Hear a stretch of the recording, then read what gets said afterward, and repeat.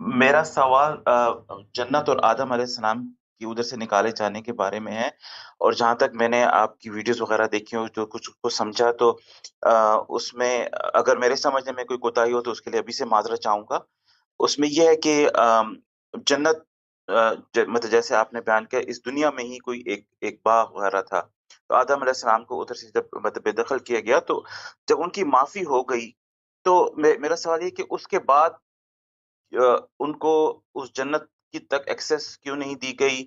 اور اگر یا ان کی اولاد کو مطلب ظاہر ہے کہ ایک ایک بہت بڑی نعمت ہے وہاں پر، تو آدم علیہ السلام نے اپنی اولاد کو یا ان کو وہ جگہ، وہ سب چیزیں مطلب نہیں بتائی ہوں گی کہ یہ مطلب جنت یہ ہے، ایسی ہوتی ہے؟ بس میرا مطلب اس میں میری تھوڑی سی کنفیوژن تھی۔ یہ اس میں آپ نے جنت جنت کر کے کنفیوژن پیدا کر لی۔ عربی زبان میں جنت باغ کو کہتے ہیں، وہ باغ جو آخرت میں لگیں گے ان کو بھی جنت اسی وجہ سے کہا جاتا ہے۔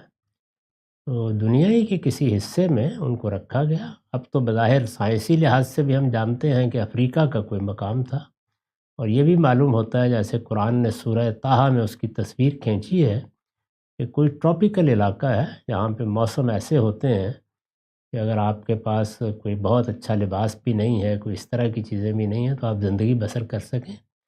تو وہ جنت کہیں نہیں گئی تھی، وہیں تھی، اسی جگہ نکالا نہیں گیا۔ یہ کہا گیا کہ آپ جائیے، زندگی کی ابتدا کیجیے، اور اس کے بعد وہ وہاں سے پھر نکلنا شروع ہو گئے۔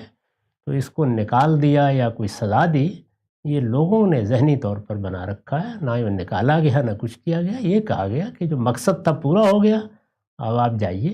یا ایسے ہی ہے جیسے آپ کو تربیت گاہ میں بلایا جائے کسی، اور پھر کہا جائے جی کہ اب 8-9 مہینے کی تربیت ہو گئی، اب جائیے۔ تو یہی جائیے ہے، یہ کہیں سے نکالنا نہیں ہے۔